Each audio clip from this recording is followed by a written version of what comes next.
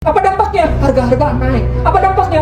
Kemiskinan naik, pengangguran naik. Apa dampaknya? Target mereka menurunkan kemiskinan 9,3% menjadi 7,5% tidak tercapai. Apa dampaknya? Masyarakat di bawah makin susah.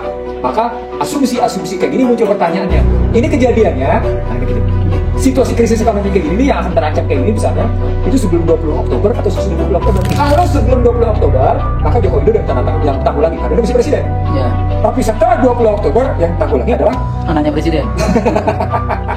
Bisa awal. Apakah legal tidak legitimate itu memicu kerusuhan politik apa enggak? Punya relasi dengan cerita ekonomi, Gus Nur. Jelas tadi legal legitimate memantik kerusuhan. Cuma dia tidak punya dua. Dia tidak punya kepemimpinan, gitu kan? Data kepemimpinan tidak ada. Lalu kemudian masih tetap berhadapan dengan aparat penegak hukum yang luar biasa, gitu ya. Ada igniting-nya ada di situ, sparkling-nya ada di situ. Pemantiknya the fire, ya, pemantiknya ada di situ. Nah, ketika Joko Widodo mengambil sikap sebelum 20 Oktober dengan daulat sipil atau dekret, maka dia menjadi sebuah upaya mengatasi keselamatan keluarga, jadi memberikan keselamatan keluarga, jadi mengatasi tentang tekanan masyarakat terhadap ketidakserteriman. Bayangkanlah, iya. 200 sekian juta rakyat Indonesia disandra oleh satu keluarga. Modalnya begitu, gitu. Sampai orang ini Indonesia cuma diperintah oleh 5 orang, gitu kan?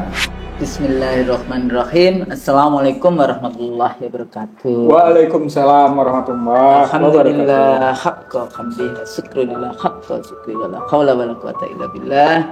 Alhamdulillah kita melanjutkan setiap kali dialog dua scholar. Kita soalnya ini daripada pengamat, ya enggak? Iya. Saya biasanya protes kalau dibilang pengamat politik. Saya dosen ilmu politik, jadi bukan pengamat politik, dosen ilmu politik. Jadi memang dengan research atau seringkali kita dianggap, fokus lo, bicara tidak data loh. Masa kita jadi dosen, membimbing skripsi ratusan skripsi, membimbing tesis ratusan tesis, membimbing itu bukan disertasi ratusan disertasi. Itu bukan data gitu? Dianggap bukan data. Jadi kayak gitu. Jadi kalau kita sudah bicara di ruang publik itu adalah hasil dari bacaan-bacaan, belum lagi bacaan-bacaan advance. Iya. Advance writing. Kalau mahasiswa masih kita selalu ngomong non advance. Karena kan kita memperbaiki itu koreksi dan sebagainya. Tapi kalau yang advance itu kolega-kolega kita di seluruh dunia. Nah, Bang, kalau kita ngomong bicara political behavior dari para elit kayak gitu ya. Ada yang baru jam 4 sore sudah deklarasi menang kayak gitu kan?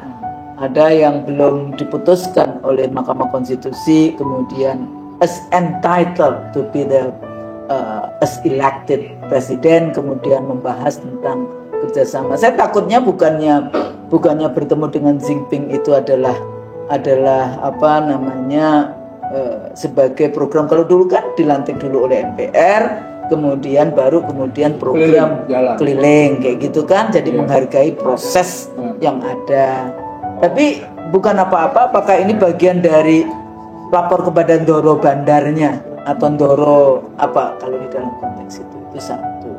Nah, tentu saja karena berbagai macam persoalan proses yang terjadi dari mulai rekrutmen, nepotisme, kemudian KPU-nya sendiri dalam proses itu, ini kondisi kepolitikan kita sebetulnya tidak sedang baik-baik saja dalam konteks itu. Karena kalau di Senayan, kalau ukurannya formal legal, ya jadi di Senayan itu ada oposisi parlemen, tapi kan sudah lama oposisi parlemen ini tidak bunyi. Karena dia sudah dikooptasi, tersandra masing-masing itu. Bahkan semua rekrutmennya melalui penyanderaan kan? Iya. Kayaknya hampir semua ya, jadi menteri, lembaga-lembaga negara, DPR dan sebagainya, ketua-ketua partai yang itu juga menjadi persoalan. Sehingga kalau kita ingat nggak waktu itu bahas tentang bagaimana dengan model the liberal Machiavellian election, pemilu terbuka penuh dengan tipu muslihat, fabricated election, dan terakhir saya bicara tentang unelectoral kudeta elektoral, yaitu kudeta sepertinya ada pemilu demokratis melalui populisme, tapi yang sesungguhnya terjadi adalah memenangkan seleksi kandidat tertentu yang kebetulan itu juga anak presiden. Nah, waktu itu kita bahas juga kira-kira gimana kalau sudah dimenangkan oleh MK, dimenangkan oleh KPU, kemudian membentuk second cabinet, ataukah bahas tentang tetap power sharing, mereka bagi-bagi kekuasaan, bahkan ada keinginan yang kemarin jadi kontestan di Pilpres kemudian diajak lagi, karena dulu PS kan juga demikian kayak gitu ya, dia jadi kontestan tapi kemudian jadi menteri. Apakah model yang seperti itu akan dilakukan lagi? Tapi pada saat yang sama juga statement di satu sisi statementnya melanjutkan.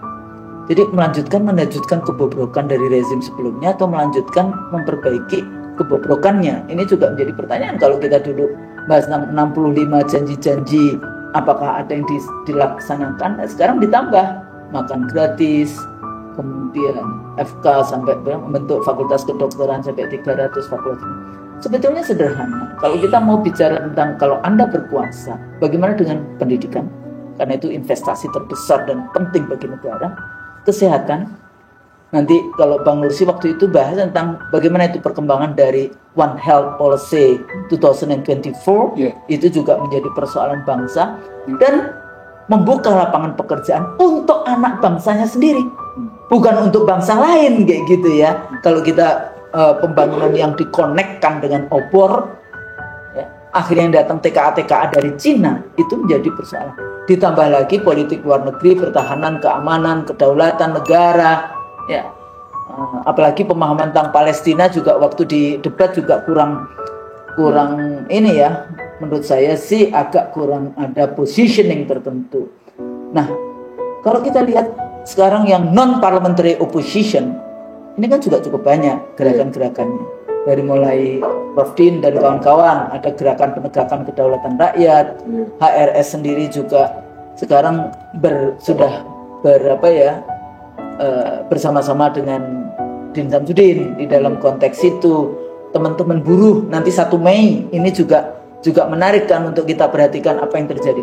Nah, kira-kira sampai nggak nih Bang? Sampai 20 sampai 20 Oktober dan what next gitu ya, setelah 20 Oktober atau sebelum 20 Oktober ini kan sebenarnya masa-masa krisis gitu. Apakah bisa dipertahankan rezim ini ataukah akan terjadi pergolakan serius di dalam konteks itu, ataukah momentum akan diambil alih oleh gerakan kembali ke Undang-Undang Dasar 45, ataukah oleh gerakan revolusi, atau balik lagi untuk mengembalikan kehidupan demokrasi? Bismillahirrahmanirrahim. Saya dalam hitungan 3 bulan terakhir ini ditanya oleh banyak kalangan, Anda bicara what economic outlook katanya. Economic outlook 2024, Anda dalam posisi moderat tidak, tapi lebih cenderung radikal. Oh, pesimis.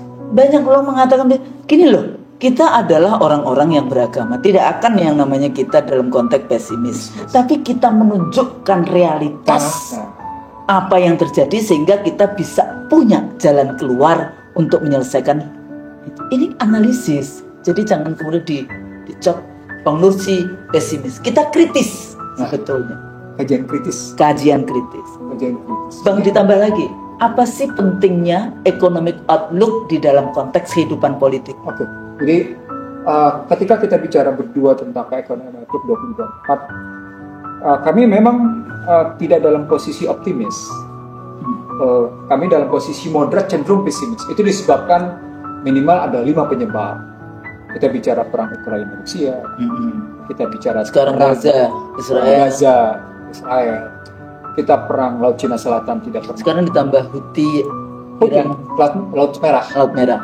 Jadi Laut Cina Selatan, Laut Merah, ditambah lagi waktu itu belum Iran, kita belum disebut, belum terlibat. Tapi minimal kita melihat Inggris sama Jepang sudah terkena resesi udah. Sejumlah negara Eropa sudah terkena krisis karena dampak dari Ukraina Rusia. Apa dampaknya? Dampaknya pertumbuhan ekonomi Amerika menurun, pertumbuhan Jepang menurun, pertumbuhan ekonomi Cina menurun, pertumbuhan ekonomi Eropa juga menurun. Yang dalam posisi stagnan cuma satu, Asia. Itu mungkin ingat kali stagnan dia. Bahkan stagnannya juga terancam menurun. Kenapa? Karena harga minyak yang terus bergejolak. Kenapa? Karena kebijakan inflasi tinggi masih tetap terus berjalan dan tingkat suku bunga tinggi yang masih akan terus berjalan sampai dengan akhir tahun. Poinnya adalah indeks dolar akan terus menguat sehingga akan memukul negara-negara yang memang kondisi perekonomian makronya rapuh gitu. Terkenal Indonesia. Sehingga akhirnya dolar sampai $1 sampai dengan 16.200. 16.200. Iya, 16.200. Nah, kalau 16.200 seperti biasa juga sudah ditanya sejak beberapa bulan lalu. Saya bilang begini, sebenarnya 16.000 itu ambang batas psikologis. Ingat ya, ambang batas psikologis. Apa ambang batas psikologis itu? Dia akan nampak pada posisi apa yang disebut dengan utang per PDB.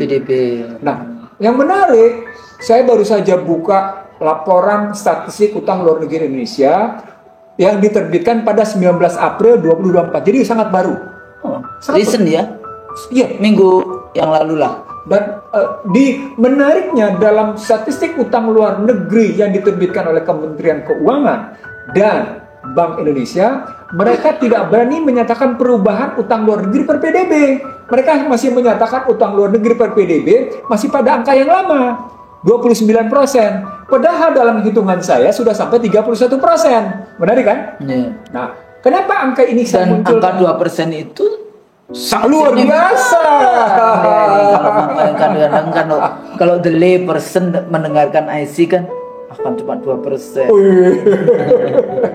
Jangan lupa ribanya berapa itu? Kalau saya langsung tanya ribanya berapa jadinya gitu. Karena itu menyangkut soal berapa utang luar negeri sendiri mencapai 407 miliar 204 juta US dollar.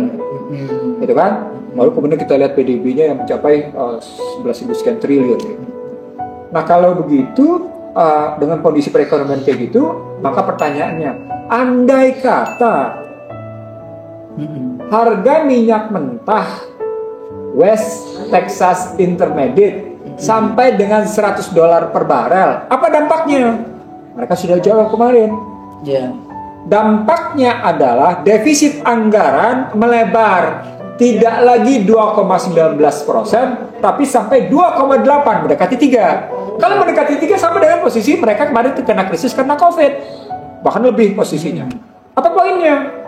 Makin berat APBN untuk mendongkrak pertumbuhan. Kalau ingin tetap ini, maka harus ngutang lagi. Walaupun kemarin keseimbangan primer mengalami surplus. Jadi sejak 2012 sampai dengan 2024 baru kemarin keseimbangan primer mengalami surplus. Baru kemarin 2023. Tapi itu juga karena posisinya tarikan pajak yang luar biasa. Sementara juga yang namanya posisi ekspor keluar juga bagus, jadi keseimbangan primer juga bagus, maka surplus dia. Persoalan besarnya menjadi ketika yang namanya harga minyak menyentuh $100 per barel, West Texas Intermediate 100 per barel, maka kebutuhan yang sekitar 1 juta barel per hari, 1 juta barel per hari importnya nol. Kenapa? Karena kilang kita tidak cukup, jadi sekitar 900.000 sampai 1 juta. Saya ngitung sekitar 900.000 kali 1 juta kali deh $100. Berapa sudah? Kalau 900.000 kali 900.000 kali 100 sudah berapa? Udah kena 90 juta kan? Bukan 9 juta tapi 90 juta dolar. Bukan dalam rupiah nih, in dollars. US dollar. Jadi kebayang nggak itu satu hari kita membutuhkan jutaan dolar keluar hanya untuk mengimpor minyak? Apa dampaknya? Karena kebutuhan dolar yang tinggi itu dampaknya menjadi inflasi naik. Dalam ilmu ekonomi namanya cost push inflation. Inflasi yang disebabkan dorongan belanja, dorongan biaya. Apa dampaknya? Harga-harga naik. Apa dampaknya? Kemiskinan naik, pengangguran naik. Apa dampaknya? Target mereka menurunkan kemiskinan 9,3% menjadi 7,5% tidak tercapai. Apa dampaknya? Masyarakat di bawah makin susah. Maka asumsi-asumsi kayak gini muncul pertanyaannya. Ini kejadiannya. Nah, ini situasi krisis ekonomi kayak gini nih yang akan terancam kayak gini besarnya itu sebelum 20 Oktober atau sesudah 20 Oktober gitu. Kenapa? Karena berkaitan dengan soal pelantikan presiden. Kalau sebelum 20 Oktober, maka Joko Widodo yang tanggulangi karena dia masih presiden. Tapi setelah 20 Oktober yang tanggulangi adalah anaknya presiden. Bisa nggak? Allahu a'lam bishawab. Kayaknya Sri Mulyani lagi. Enggak akan diganti. Saya nggak ngelihat. Saya sudah dapat kabar siapa akan menjadi Menteri Perindustrian kalangan neoliberal mana Apakah isunya Nggak, tapi kan yang Bang Nursi dulu bahas kan semua masih dalam kerangka satu ideologi neoliberal? Jadi Siapapun presidennya, neoliberal sistem. walaupun neoliberalnya bisa state model kayak komunis Cina atau model kayak Washington Iya, tapi atau poinnya adalah Beijing, Jinping, atau Washington. poinnya gini, Politik kalau administration. ke wilayah itu, emang bisa dalam rentang waktu 2 tahunan mengubah sekitar 120-an undang-undang yang sudah neolib kayak gitu. 120-an undang-undang. Ya, untuk bisa ke DPR aja mesti dia harus mengembalikan money politics yang Luar biasa. lakukan kayak gitu. 120. Atau how far they understand, sejauh mana mereka paham bahwa inti roh dari undang-undang yang ada selama ini adalah neoliberal. Mereka udah dihapus dong. Udah, Kembali ngerti? ke Undang-Undang 45. Nggak, maksudnya orang-orang ini pahamkah bahwa produknya dia selama 10 tahun terakhir ini berapa ratus tadi? 120-an. 120-an undang-undang itu adalah implementasi dari neolips materialism yang ada atau model yang seperti itu, rather than sebetulnya Pancasila Undang-Undang Dasar 45. Istilah kita bukan itu semua. Apa? Ultra neoliberal. Ultra lagi ke belakang. ultra Neo slavery system. Modern slavery Ultra system. modern slavery system. Pokoknya ultra neoliberal. kita punya Udah beberapa duluan. konsep yang kita sampaikan. Nah, ini kan mengingatkan kepada baik itu eksekutif, presiden dan wakil presidennya, maupun itu yang legislatif, yaitu DPR dan DPD-nya, untuk memahami bahwa apa yang Anda lakukan mengetok-ngetok palu untuk undang-undang itu ternyata bertentangan dengan pembukaan konstitusi Undang-Undang Dasar 45. Jadi jangan bertahan dengan pasal-pasal konstitusi, Betul. tapi harus pada Betul. bertentangan dengan pembukaan Undang-Undang Dasar 45. Betul sekali. Nah, jadi ini perlu mendapatkan pemahaman tertentu. Persoalannya mereka baca atau tidak. Iya. Ya. Oh, alam bisawab. Bukan. Gampang jawabnya. Orang Indonesia kan narasinya rendah. Literasinya bukan narasi. Literasi. Literasinya rendah. Jadi Dari sana Usdol, ketika kita lihat peta persoalannya begitu, ancaman besarnya kenaikan harga minyak, ancaman besarnya Federal Reserve tidak turunin suku bunga, maka terkenalah rupiah, maka terkenalah cost inflation, maka terkenalah belanja-belanja kebengkak.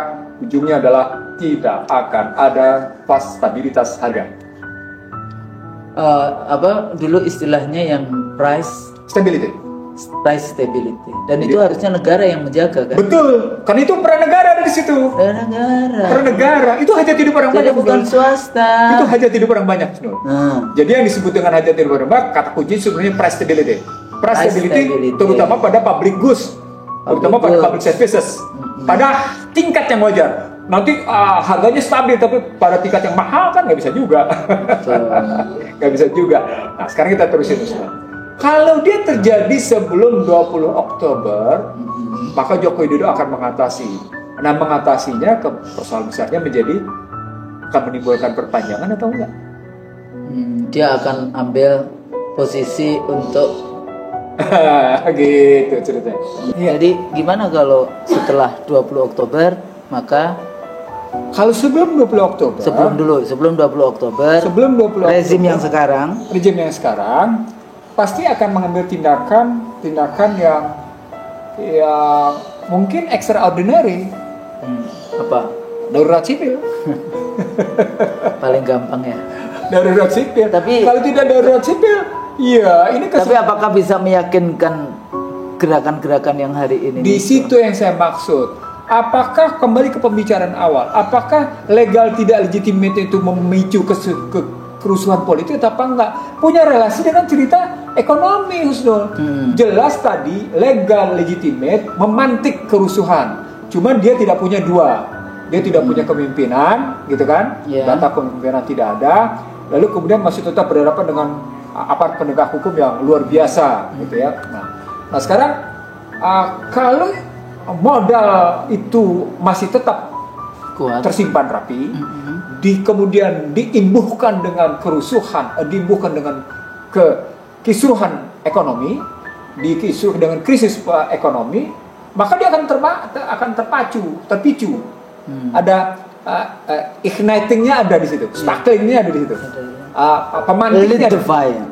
Lit the fire. Ya, Itu pemantik. Pemantiknya ada di situ. Nah, ketika kita melihat ada pemantiknya di situ, nah Joko Widodo di situ akan ngambil sikapnya tentu ya perpanjangan jabatan tadi. Jadi perpanjangan jabatan sendiri atau perpanjangan jabatan anaknya. Itu perpanjangan jabatan juga. Kalau saya lihat perpanjangan. Walaupun mungkin timnya agak sedikit. Nah, kalau terjadi perpanjangan jabatan, sesungguhnya Joko Widodo sedang menyelamatkan tesa tentang Gibran sebagai common enemy. Kan including presidennya. Iya, jatuhnya begitu jadinya. Kan orang merasakan ketidaksukaan orang pada bagaimana Gibran yang lolos karena persoalan pelanggaran etik. Iya. Nah, orang tidak MK nggak bisa terima itu terjadi pelanggaran etik dan posisinya di situ gitu. Oke.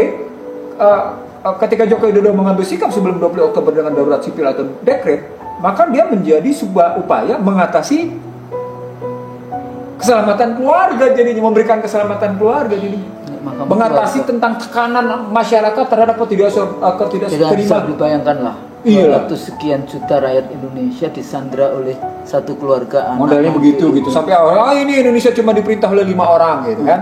Ya, walaupun di balik itu tentu saja ada pihak-pihak unholy alliances, ya kan gitu kan. Iya. Jadi persenggokolan jahat yang terjadi antara elit politik dengan elit ekonomi bandar. Bang, sebentar. Aku mau ini masih ada hubungannya di sini. Iya. Karena seringkali kita melihat bahwa dianggapnya kondisi ekonomi, kan kalau Bang Nursi selalu menjelaskan kondisi ekonomi. Iya. Bukankah kondisi ekonomi sekarang itu beberapa data menunjukkan kita sekarang jauh lebih buruk dibandingkan 98? Kalau Enggak. Kalau ngambil data yang saya punya, yang saya bandingkan dengan 97 98, ini saya bandingin misalnya pertumbuhan ekonomi 97 98 tuh 4,7, 98-nya minus 13,1. Sekarang pertumbuhan ekonomi bagus, 5,05 pertumbuhan ekonomi. Gini rasio memang naik di 97 0,359, di kondisi sekarang 0,382. Itu artinya ketidakadilan meningkat. Jadi lebih buruk kan lebih sekarang ketidakadilan. Gap antara kaya miskin dan sebagainya. Oke, di situ. Kemiskinan tapi menurun, Nah, di sini orang biasanya nanya, bagaimana ukurannya? Bukan. Bagaimana mungkin angka kemiskinan turun tapi ketidakadilan meningkat? Itu artinya orang kaya makin kaya. Jumlah orang miskin menurun, tapi tingkat keparahan kemiskinan yang meningkat. Itu penjelasannya. Oh gitu ya. Tapi balik lagi tadi Bang, berapa? 5, berapa? 5,05 pertumbuhan. Sementara Tapi pada 97 4,7. Tapi Bang, kalau dilihat kalau kita bahas tentang ekstraktivisme resources, bangkit parah. Itu ada nggak data di 98 itu seperti apa? Sekarang kan nikel semuanya, lahan, sawit, minyak, ini semuanya dieksploitasi terlongkar. Itu bisa dilihat di ini Husnul, di neraca berjalan namanya. Apa itu? Neraca berjalan. Itu tadi yang saya bilang neraca berjalannya bagus Husnul, menumbuhkan angka yang bagus positif gitu ya, karena memang ekspornya bagus di situ.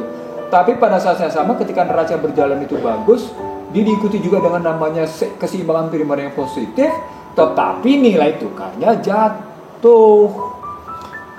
Jadi sebentar. Secara ekonomi ada masalah. Ada masalahnya. Anda bisa melihat neraca perdagangan bagus, surplus. Oke. Tapi nilai tukar jatuh. 16.000 tuh. 16.200. 16.000. Kalau dilihat dari angka nilai tukar jatuh, memang akhirnya surplus karena dirupiahkan. Nah, sekarang pertanyaan pokoknya, dari posisi surplus muncul pertanyaan, itu surplus punya siapa ya?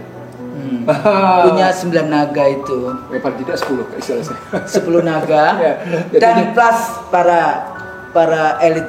Enggak, maksud saya kondisi lingkungan, kondisi sumber daya alam yang sekarang itu dikeruk, dirampok habis-habisan. Itu beda kan dengan 98 dulu. Betul, tetapi itu ada nggak signifikan nggak, maksudnya dari rusaknya lingkungan hari ini ya dia, karena kalau saya lihat pertumbuhan kan lebih banyak tergantung kepada ekstraktivisme resources dibandingkan yang industri-industri manufaktur atau Dia apa. pengaruhnya tidak langsung, Husnul. Dia pengaruhnya tidak langsung karena ujungnya nanti jatuhnya di nilai tukar. Oh gitu. Oh, pengaruhnya tidak langsung. Misalnya sekarang dihancurin itu di Kolaka, di apa namanya, di Iya. Morowali, di Halmahera, Iya. di Papua, Freeport bahkan, termasuk di Freeport. IKN, di wilayah-wilayah di Iya. Kalimantan, Iya. di Freeport itu termasuk? Iya, Iya. di Timika, Iya. kemudian Sumatera juga demikian, puluhan apa namanya jutaan hektar Iya. disawitkan dan sebagainya kayak gitu loh. Maksudnya dibandingkan dulu di 2098 misalnya, Iya. sejauh mana sebetulnya pertumbuhan perusakan sumber daya alam atau Lebih parah perampokan sekarang. sebenarnya. Lebih parah sekarang. Kalau Artinya sebetulnya kondisi sekarang itu secara ekonomi, sumber daya alam dan sebagainya parah, Iya. ya kan? Iya. Tapi kenapa mereka masih bisa bertahan? Nah, variabel apa sebetulnya? Variabel membesarnya PDB di sini ini menarik pertanyaan Husnul. Saya jawab pertanyaan Husnul. Saya menjawabnya lewat PDB per kapita. Oke. PDB per kapita 97 itu cuma 3,2 juta. 3,2 juta. Jangan lupa saat itu masih dolar sekitar 1.800 sampai dengan 2.000. PDB per kapita 1.400. 1.800 2.000 masih. Oke. Lalu berikutnya kalau kita lihat sekarang PDB per kapita menarik di sini. Bisa 75 juta. Dia menjadi sekitar 4.920 US dollar. Ya. Kalau di dolar. Kalau di rupiahin 75 juta. Artinya PDB per kapitanya naik. Tapi PDB per kapita ini kan tidak mungkin karena tidak mungkin orang miskin punya pendapatan. Emang maksudnya punya duit 75 juta per Per bulan. Kemampuan masyarakat, daya beli masyarakat makin menurun. Ketiga, tidak ada sumber pendapatan lain bagi masyarakat untuk memperbaiki tingkat pendapatan. Di saat yang sama, harga-harga meningkat. Gitu. Akhirnya Pinjol. karena very easy on the just rekening Iya. plus KTP. Iya. Nah, Terkena tapi di- guru kan, bapak saya guru, saudara-saudara saya guru, saya sendiri guru. Sedih gitu loh. Artinya kalau sampai akhirnya Husnul merasa sedih dengan posisi keguruan itu menunjukkan bangsa ini, masyarakat ini, pemerintahan ini tidak menghargai intelektualitas. Yang dihargai adalah kekayaan dan jabatan. Kayak gitu. Urus itu guru. Padahal pada saat yang sama ingat di kita kan juga aktivis-aktivis 98, jadi jangan diklaim bahwa kan ada yang selalu klaim bahwa dia sendiri yang aktivis 98 atau 98. Salah satunya kan kita perjuangannya kan APBN untuk pendidikan kan sampai 20%. Lah kok sekarang gurunya yang terjerat padahal guru kan paling tidak dia literate dengan itu. Itu bukan lagi misallocation, tapi disallocation statusnya kalau sampai kayak gitu. Karena perintah konstitusi memang 20%. Ya. Tapi kan dialokasikan 20% ternyata Untuk apa itu? di situ ada ada kesalahan alokasi di situ. Kenapa salah alokasi? Tadi istilah Husnul, proyek. Atau pada saat yang sama juga gempuran materialisme. Iyalah pasti. Udah pasti gitu. Kan itu kan di satu sisi gempuran materialisme, di sisi lain kemudian yaitu tadi yang bagaimana negara hadir atau tidak hadir di dalam konteks menyelesaikan masalah kemiskinan ini atau menyelesaikan masalah-masalah kesejahteraan rakyatnya kayak gitu kan. Oke, sekarang skenario kedua. Kalau itu kejadian 120 Oktober gimana? Rezim baru Yang tidak baru. karena kan ditambah lagi dengan beban kesehatan. kan urusan rezim ini kan saling sandra kan. Iya. Menyandra dengan naruh anaknya di situ, menyandra dengan bahwa tenang saja saya sudah ada di sini, kemenangan sudah dipegang, siapa yang bisa, dulu kan dia sempat kan mengatakan bahwa siapa yang bisa mengalahkan saya, udah Hebat. kayak gitu ya. yang seperti itu. Kalau kalian bisa mengalahkan saya, kalian hebat. Hebat kayak gitu. Nah, Jadi artinya kalau kejadiannya setelah pemilu, setelah 20 Oktober, berhadapan sekaligus dengan beban kesehatan, suka tidak suka, setuju tidak setuju, MPR harus berperan. balik lagi ya. Tunggu sebentar. Boleh nggak MPR memilih presiden, wakil presiden? Kan mau tidak mau kalau ada problem naik si Boleh wapres, dong. boleh nggak si MPR memilih? Nggak boleh. Jadi ya udah wapresnya sendirian. Karena MPR-nya tidak boleh merugikan. Jadi di dalam konteks konstitusi, kalau presidennya berhalangan tetap, MPR-nya harus memperbaiki dulu konstitusinya. Jadi harus Supaya dia bisa memperlakukan amandemen konstitusi khusus pasal 3, presiden, pasal 3. bukan 6A. Enggak, pasal 3. 6A. Nah, cerita-cerita seperti ini menggambarkan betapa memang baik sebelum maupun sesudah 20 Oktober pemerintahan dalam kondisi rawan, rapuh, dan insecure, fragile. Tapi Bang, ada yang percaya betul bahwa paslon terpilih ini punya komitmen untuk kembali ke Undang-Undang Dasar 45. 45. Jadi kalau kita pakai pengalaman 2019 ya. Ya betul. Misalnya Husnul juga akan pakai pengalaman 2019 nih. Kalau pakai pengalaman 2019, memang Indonesia Paradox ingin kembali ke Undang-Undang 45. Anggaran dasar Gerindra juga mau kembali ke Undang-Undang Dasar 45. Maka kalau sesudah 20 Oktober ada kemudian tim work dari Gerindra untuk ke sana, saya kira angka-angka yang kita munculkan pada talkshow kita sebelumnya, bahwa pemilu pilpres langsung bukan sekedar menyita biaya, tapi juga menyita psikologi sampai akhirnya melahirkan keterbelahan bangsa, bahkan rekrutmennya juga berantakan, nepotisme, amburadul, gitu ya. Maka saya kira Gerindra harus mewujudkan anggaran dasarnya, presiden harus mewujudkan cita-citanya untuk mengembalikan harkat dan martabat bangsa ini lewat Undang-Undang Dasar 1945 naskah asli. Dengan begitu krisis teratasi, Husnul. Oke. Itu kalau saya lihatnya, kalau pertanyaan itu begitu. Maka sekarang antisipasinya adalah, kalau saya melihat antisipasi untuk bisa sampai seperti itu, harus ada model yang bisa dibangun tentang bagaimana relasi ekonomi politik dan politik ekonomi sehingga memunculkan rasa keadilan. Itu posisinya. Artinya, kalau kembali pertanyaan itu, pertanyaan Husnul yang berulang kali tentang sumber daya itu bisa terjawab dalam relasi produksi dan distribusi. Sehingga sumber daya, produksi dan distribusi dalam rangka membangun keyakinan masyarakat bahwa kebijakan pemerintah itu memang adil. Gitu. Tapi pada saat yang sama kan kita melihat di dalam teks yang disebar. Tapi pada saat yang sama policy tentang food estate sebagai contoh kecil, apa yang terjadi? Itu case yang bisa diatasi, Ustaz. Pertahanan keamanan. Kalau soal pertahanan keamanan, pada soal food estate itu juga bisa diatasi. Yang saya masalahkan justru persoalan pertahanan keamanan pada perspektif IKN. Pertahanan keamanan IKN. Sudah sejak lama saya menyatakan tadi fragile and vulnerable, gitu loh posisinya. Contoh Alki antara Kalimantan dan Alki 2 ya di situ. Iya, di situ. Itu sebetulnya itu banyak sekali kapal-kapal bebas dari Amerika yang perusak kapal selam yang lewat di situ. Iya. Jadi sangat dekat sekali dengan IKN. Iya, itu selain dalam rute dengan Laut Cina Selatan. Iya. Jadi artinya kalau kita ngambil lagi dalam perspektif tadi, apakah kita akankah krisis gitu pertanyaan kita?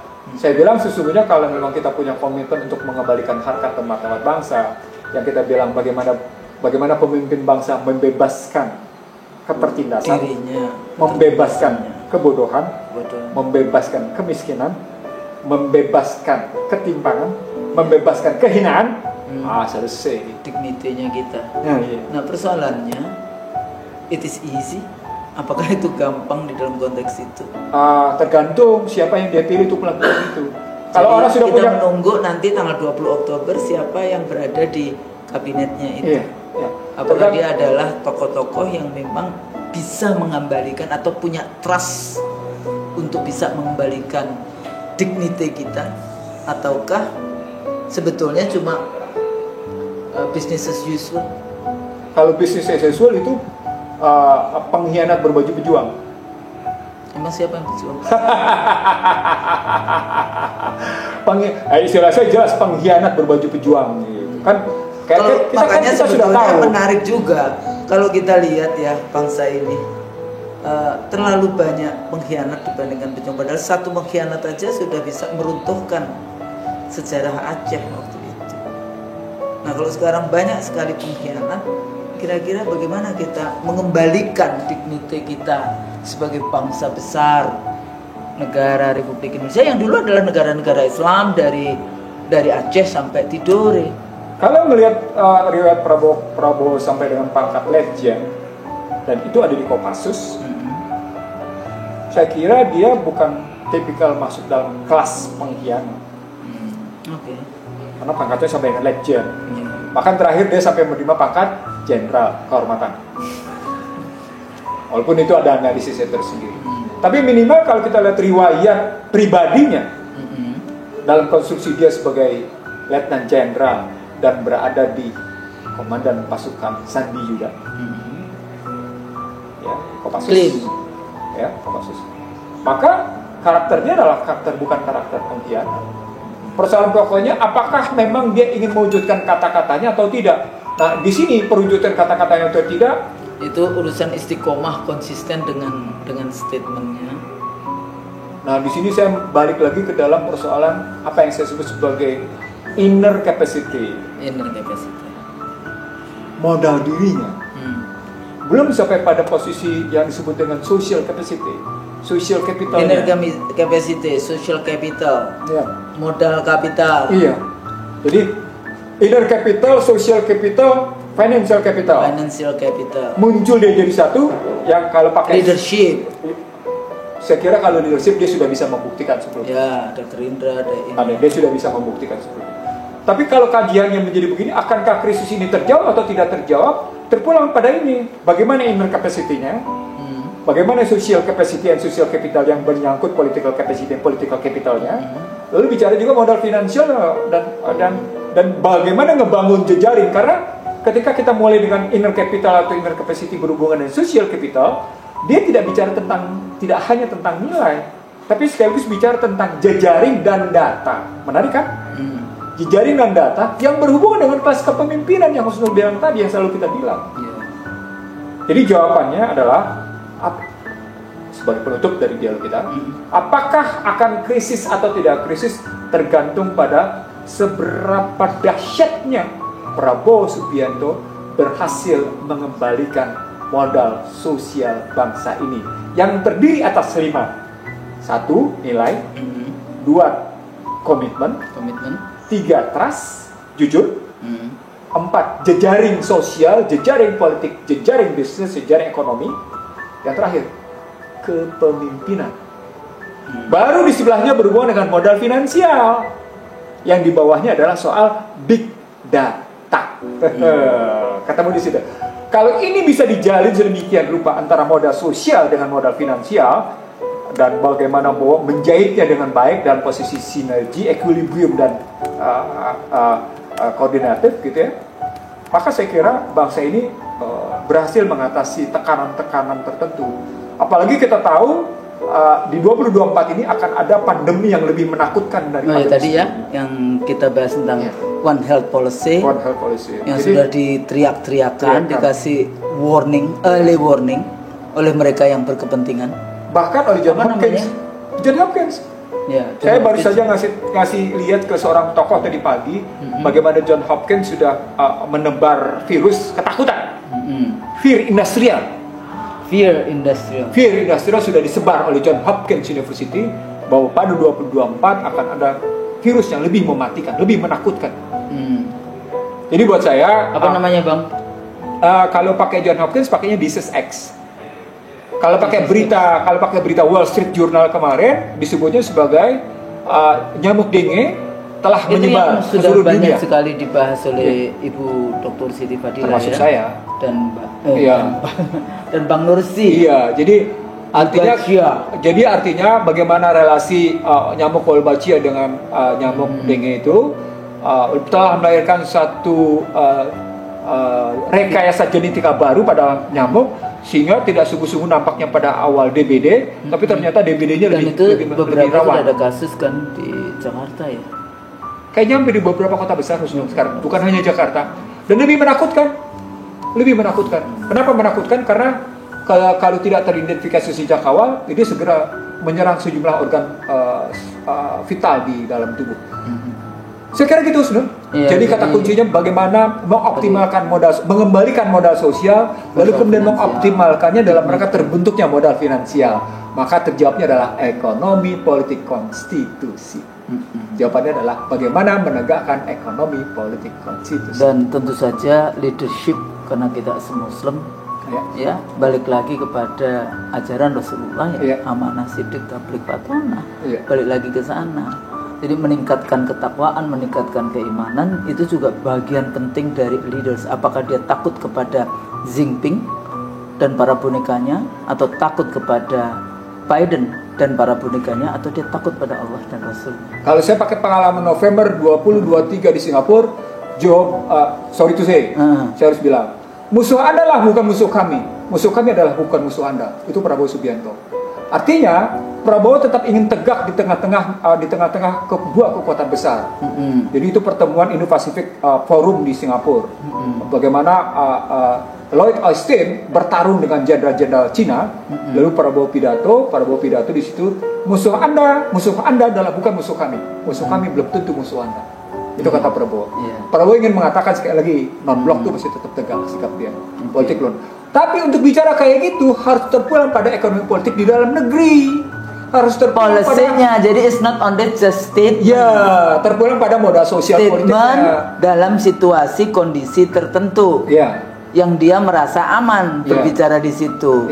Tapi bagaimana kemudian policy yang lebih bicara tentang kepentingan nasional bangsa dan republik ini, rakyat Indonesia. Jadi bukan rakyat Cina, bukan rakyat Vietnam, bukan rakyat India, bukan rakyat Australia, bukan rakyat Amerika dan rakyat-rakyat yang lain, tapi rakyat Indonesia. Balik lagi kepada Undang-Undang Dasar 45. Mudah-mudahan apa yang kita bahas hari ini ada gunanya. Kalau salah tentu saja mohon maaf. Nasru minallah wa fathun qarib. Wassalamualaikum warahmatullahi wabarakatuh. Terima kasih.